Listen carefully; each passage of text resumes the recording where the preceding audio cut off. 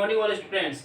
और आज हम बात करेंगे कि मानव शरीर के महत्वपूर्ण तथ्य, important points of human body. उनमें से देखिए प्रथम फर्स्ट वाला देखो, अस्थियों की कुल संख्या, मतलब मानव में हड्डियों की कुल संख्या वयस्क में कितनी है? 206। कितनी है? 206। और अगर शिशु की, नवजात शिशु की बात करें तो कितनी होगी? या तो ऑप्शन में आएगा 300, ज्यादा सही तो ये वाला है, या फिर ये नहीं आया और ऑप्शन में 270 दिखे तो ये भी राइट होता है। ठीक है, पर ज्यादा सही कौन सा है? 300। ठीक है, ये सारी फिर कनेक्ट होती है और 206 ले जाती है वयस्क। नंबर देखिए, सबसे छोटी अस्थि, मानव शरीर की सबसे छोटी अस्थि होती है स्टेपिज। और ये कहाँ होती है ये आपको कमेंट करना है, ये कहाँ पर पाई जाती है सबसे छोटी अस्थि। ठीक है, सबसे बड़ी अस्थि की बात करते हैं, ये कहाँ पर होती है? पहले नाम तो इसका फीमर है, कहां पर होती है? थाई, मतलब जांग की हड्डी भी से कहते हैं, थाई बोन। ठीक है, फोर्थ क्वेश्चन देखो, कशेरुकाओं की कुल संख्या कितनी होती है मानव शरीर में? कितनी होती है? 33। कहां पर होती है कशेरुकाएं? पीछे रीढ़ की हड्डी के जो रिंग्स होते हैं, ठीक है, जिनमें क्या रहती है? मेरुरज्जु अपनी उपस्थित होती है। पांचवा क्वेश्चन इंपोर्टेंट है, पेशियों की कुल संख्या।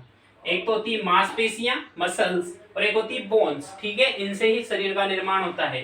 बोन तो होती है 206, पेशियों की कुल संख्या कितनी होती? 639, 639। ठीक है, आगे देखो 6 नंबर पे कौन सा है? सबसे लंबी पेशी कौन सी है?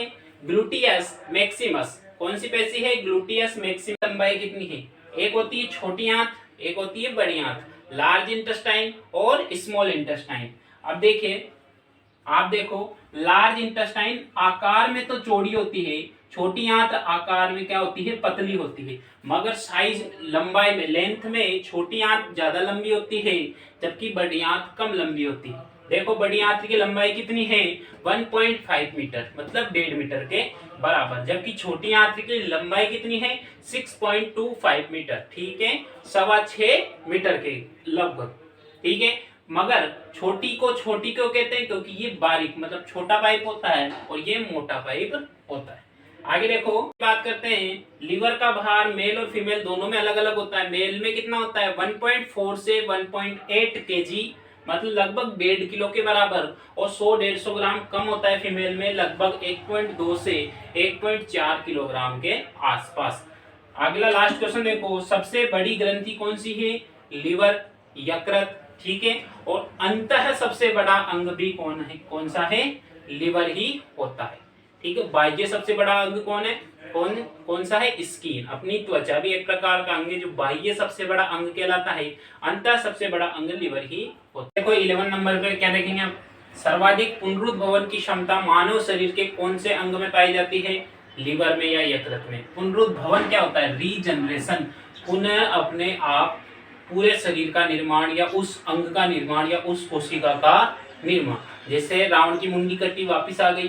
ठीक है, ऐसे लीवर संख्या में एक होता है, फिर भी इसको डोनेट कर सकते हैं। पहले की वीडियो में आपने देखा भी होगा, इसको आधा डोनेट किया किसी और में, आधा रखा स्वयं में, तो इसका जो कटा हुआ भाग है इससे पूरा बन जाएगा। दूसरे को दिया अपन ने आधा, तो उसके भी कटे हुए भाग से उसका लीवर पूरा बन जाएगा।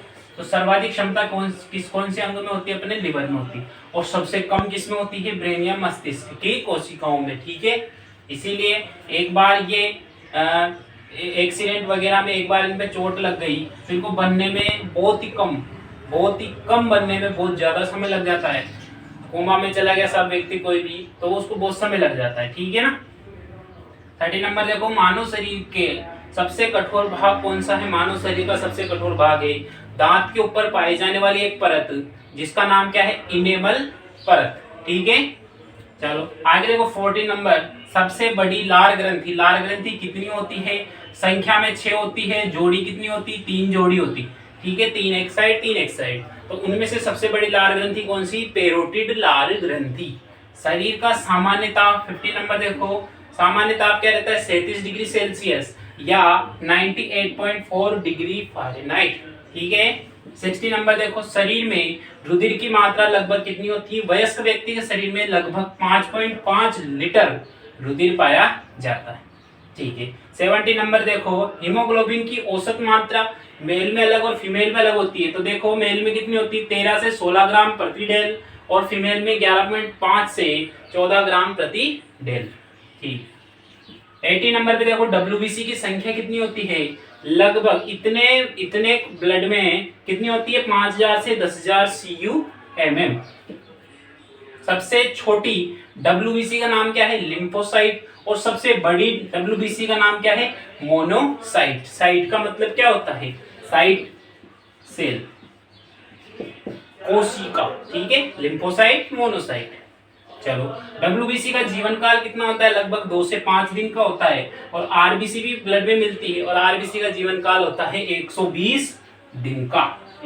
23 नंबर पर रुधिर का थक्का बनने में कितना समय लगता है, मनुष्य में रुधिर का थक्का जमने में लगभग 2 से 5 मिनट लगते हैं, जिसमें जितनी प्लेटलेट्स की संख्या ज्यादा होगी उसमें उतना ही कम समय लगता है, ठीक है। सर्वग्राही देखो, मनुष्य में सर्वग्राही रुधिर वर्ग मतलब सभी का ग्रहण करने वाला, जो सभी से ले सकता है, कौन सा वाला है, AB रुधिर वर्ग वाले, AB वर्ग वाले ब्लड ग्रुप वाले क्या कर सकते हैं, सभी से रुधिर ले सकते हैं। सर्वदाता O वाले सभी को रुधिर दे सकते हैं। सामान्य रुधिर दाब कितना होता है, सामान्य रुधिर दाब होता है 120/80 Hg। Hg क्या है यहाँ पे, मरकरी से तुलना है, ठीक है। जन्म के समय, जन्म नवजात जो शिशु रहता है उसकी नब्ज या पल्स रेट की, नब्ज की गति या पल्स रेट कितनी रहती है उस टाइम पे, जो जिसका जितना छोटा आकार होगा उसकी पल्स रेट उतनी ही अधिक होगी, ठीक है। तो यहाँ पर देखो 140 प्रति मिनट रहती है। अब इसमें एक आपको एक्स्ट्रा पॉइंट बता देता हूँ, चुचुंदर सबसे छोटा स्तनधारी होता है और उसकी पल्स रेट बहुत अधिक रहती है, ठीक है। जो जितना आकार में छोटा होगा उतनी ही पल्स रेट उसकी ज्यादा होगी, ठीक है।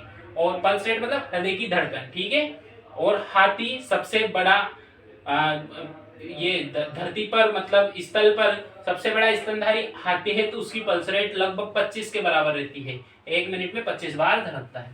तो जन्म के समय 140, 1 वर्ष की आयु में 120, घटता जा रहा है क्योंकि आकार बढ़ता जा रहा है।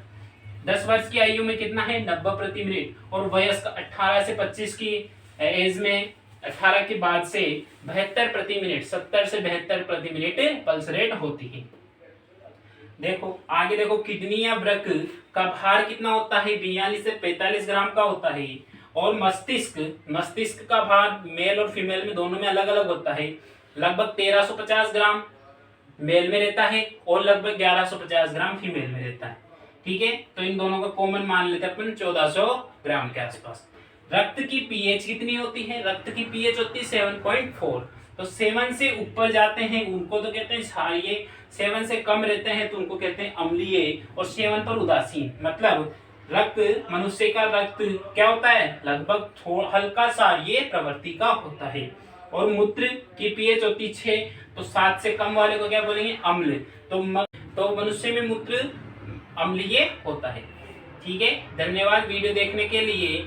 और लॉकडाउन की वजह से ये गांव में जैसे व्यवस्था करके आपके लिए वीडियो डाली गई है, समय बहुत लग गया, तो उसके लिए हमें भी खेद है। Thank you so much.